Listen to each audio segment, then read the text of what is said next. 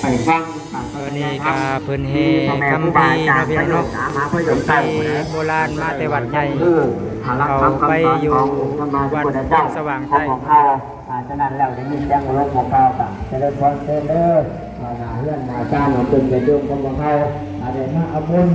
ก่อนเขาพรรษาได้มาเอาบุญนำพระแม่ครูบาอาจารย์นำคณะสงฆ์ผู้ใหญ่ดิโอกาสได้ยากในแม่ที่ว่าพิพากษาบรรยากาศที่หาได้ยากที่ว่าในตอนนี้ขบวนเขาบอกเขาเดินทางมาหอดเรื่องสร้างของเราเป็นญาติโยมตอนจะเข้าสู่วัดคนสว่างใต้เป็นญาติโยมของเราเท่านั้นแล้ว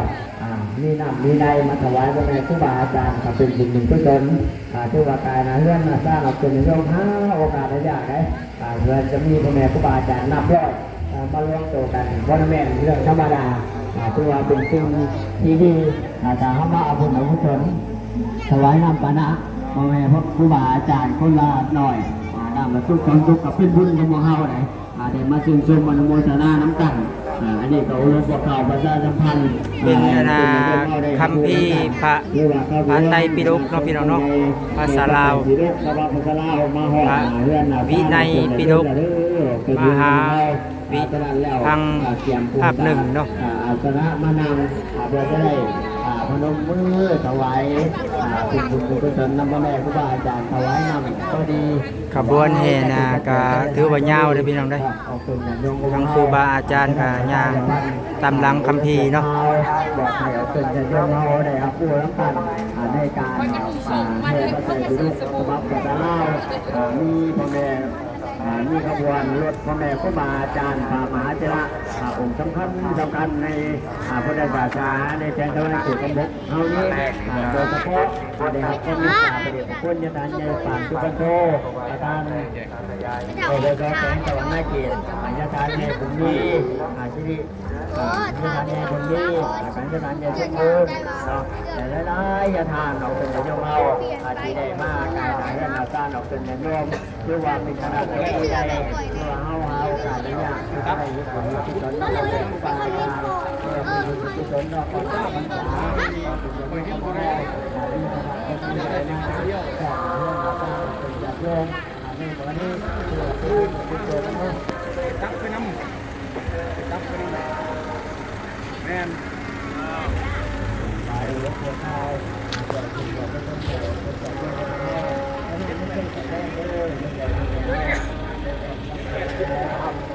ตาจะจบกดในสักวันดึงดูไปสักวัน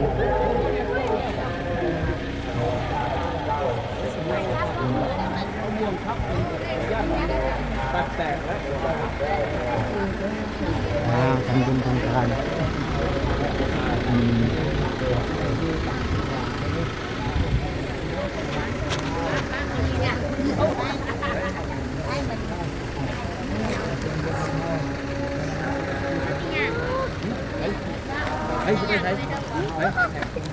จะหก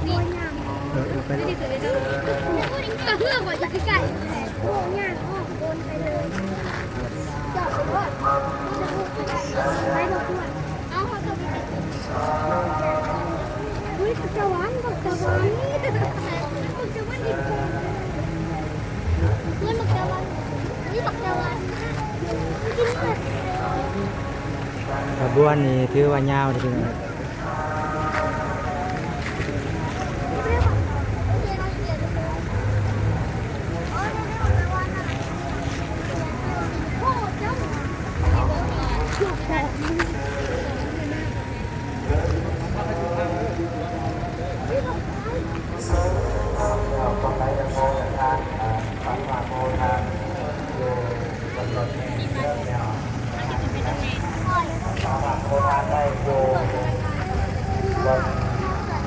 การเดียวหักใจเด้อ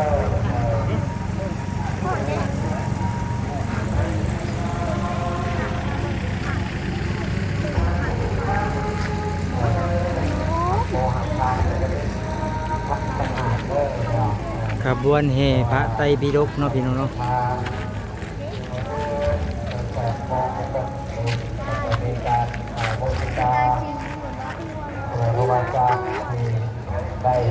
ขบวนขบวนขบวนดังมา ครูบาอาจารย์แม่ขาวกับพอออกไม่ออกเนาะพี่น้องเนาะนี่พระคัมภีร์เนาะพี่น้องเนาะเป็นบุญตาที่ได้เห็นคนเห็นพระคัมภีร์เนาะพระคัมภีร์นี่เพิ่นถือเอาเลยพี่น้องแต่ละคนเนาะ เสียโปเสียพานกับวัดป่าลักเจ้าแล้วมีบาทในยองไทยเป็นวัดป่าพระมาโพธาใจคนเข้าทานด้วยจะมีรถแห่เด้อนะมีรถหักทานจะมีรถหักทานพิเศษสำหรับตอนนี้เราจะยุดก่อนนะคุณแม่ครูบาอาจารย์เอาหน่วยสามเณรกำลังลง ทุกออกแล้วทุกไม่หนัก เดินไปต้องใส่ได้เป็นสีโมติกามาหาเรียนทำด้วยตัดตรงกระเจ้าสอดทานคนในยังโมยังทานนะครับมาโมทานได้เยอะคือวัดป่าลักเจ้าไปเขียนมาวัดป่าลักเจ้าเด้อโมทานได้เป็นอันนี้เป็นศูนย์กลางด้วยโมทานแล้วกับเอมาเข้ากรอบร่องอะไรแบบปัจจุบันนะครับโมทานได้ฝากไปนะไม่ออกก็ได้ถ้าผู้สะดวกเนาะ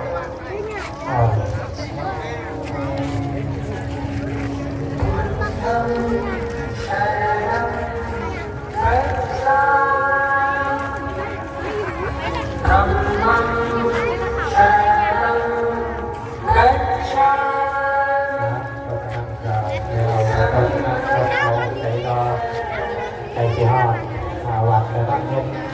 เป็นสนาประตูวัดไม่ออกดีใจเลยนะเมื่อยแล้วอย่างมาผู้ขึ้นรถสบายแล้วนะคุณย่างเมื่อยไม่ออกก่อนเอาแต่บุญร้ายอยู่แล้วไม่ออกบุญเกิดจากการมาเป็นเพียรแม้แต่จะใช้เพื่อผ่านก่อนคนมีปัสสาวะคนก็นั่งมาเป็นเพียรเสียทรงไทยกับแฟนนะครับเลยไม่ออกเอามาเป็นเพียรเมื่อเดียวผมเป็นยังกับน้องคนเป็นเพียรบารมีการให้ทานใช้ก็ให้ได้เนาะเจ้าบ่าวสิมาย่างก็เป็นเพียรในในหายากแล้วตัวมันเมื่อยไว้ยังกับน้องแห่พระไตรปิฎกแห่คำสอนของพระพุทธเจ้า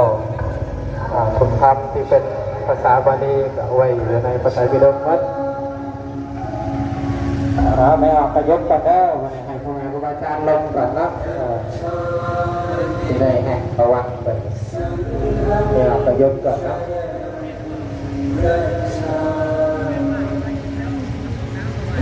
เข่าแถวตามครูบาอาจารย์เริ่มอย่างเด้อวันนี้เข่าแถวจัดเป็นแถวเด้อวันนี้เด้อความหวังแหละ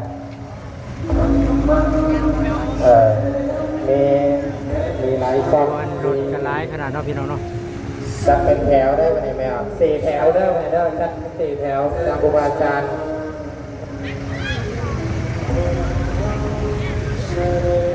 ก็เปิดสิบิ้งโดนได้ไหมอ่ะเปิดสิเผยแผ่ยูทูบเบอร์ดังกลับมาได้ไหมอ่ะมาเสียงบอกเสียงเราที่เราหมักซอยเหลือเราขอเสียงทองนะกลับมาเปิดสิบิ้งโดนได้ไหมอ่ะเพราะฉะนั้นเราต้องจัดเป็นแถวคนติดตามเพื่อนเป็น200,000ได้ไหมอ่ะเกือบล้านก็ได้การมาหาต้นเกือบล้านก็ได้คนติดตามเพื่อนเพราะฉะนั้นแล้วต้องเข้าแถวนะเพื่อจะได้ให้ภาพงามในแขวงโซนเขตเราเป็น